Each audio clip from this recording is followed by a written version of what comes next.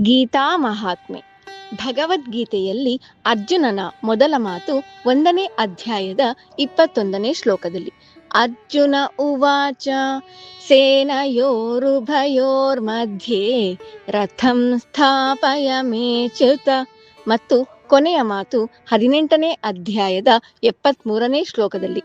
ಅರ್ಜುನ ಉವಾಚ ನಷ್ಟೋ ಮೋಹ ಸ್ಮೃತಿರ್ಲಬ್ಧ ತ್ವತ್ಪ್ರಸಾದಾನ್ಮಯಾಚ್ಯುತ ಸ್ಥಿತೋಸ್ಮಿ ಗತ ಸಂದೇಹಃ ಕರಿಷ್ಯೇ ವಚನಂ ತವ. ಮೊದಲ ಮಾತಿನಲ್ಲಿ ಅಹಂ ಎದ್ದು ಕಾಣುತ್ತದೆ. ನಾನೇ ಎಲ್ಲ, ಲೋಕಮಾನ್ಯ ಧನುರ್ಧರ, ನೀನು ಸಾರಥಿ. ನನ್ನ ರಥವನ್ನು 2 ಸೇನೆಗಳ ಮಧ್ಯೆ ನಿಲ್ಲಿಸು ಎಂಬ ಆಜ್ಞೆ ಮಾಡುತ್ತಾನೆ. ಇಲ್ಲಿ ಅವನ ಸ್ವಾಭಿಮಾನ ಎದ್ದು ಕಾಣುತ್ತದೆ.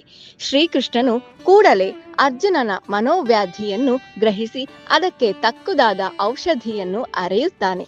ಅವನ ಮನಪರಿವರ್ತನೆಗಾಗಿ ವಿವಿಧ ಯೋಗಗಳನ್ನು ತಿಳಿಸಿ ವಿಶ್ವರೂಪವನ್ನು ಪ್ರದರ್ಶಿಸುತ್ತಾನೆ. ಭಗವಂತನ ವಿಶ್ವರೂಪವನ್ನು ಅರ್ಜುನನು ಶ್ರೀಕೃಷ್ಣನ ಕೃಪೆಯಿಂದ ಲಭಿಸಿದ ದಿವ್ಯ ಚಕ್ಷುಗಳಿಂದ ವೀಕ್ಷಿಸುತ್ತಾನೆ. 18ನೇ ಅಧ್ಯಾಯದ 63ನೇ ಶ್ಲೋಕದಲ್ಲಿ ಕೃಷ್ಣನು ನಿನಗೆ ಮನಬಂದಂತೆ ಮಾಡು ಎಂಬ ಸ್ವಾತಂತ್ರ್ಯ ಕೊಡುತ್ತಾನೆ. ಇದರಿಂದ ಮನಃ ಪರಿವರ್ತನೆಗೊಂಡ ಅರ್ಜುನ ಶ್ರೀಕೃಷ್ಣನಲ್ಲಿ ಪೂರ್ಣ ಶರಣಾಗುತ್ತಾನೆ. 73ನೇ ಶ್ಲೋಕದಲ್ಲಿ ಮೋಹದಿಂದ ಮುಕ್ತನಾಗಿ ಕೃಷ್ಣಾರ್ಪಣಾ ಭಾವದಲ್ಲಿ ಭಗವಂತನಿಗೆ ಪೂರ್ಣ ಶರಣಾಗುತ್ತಾನೆ.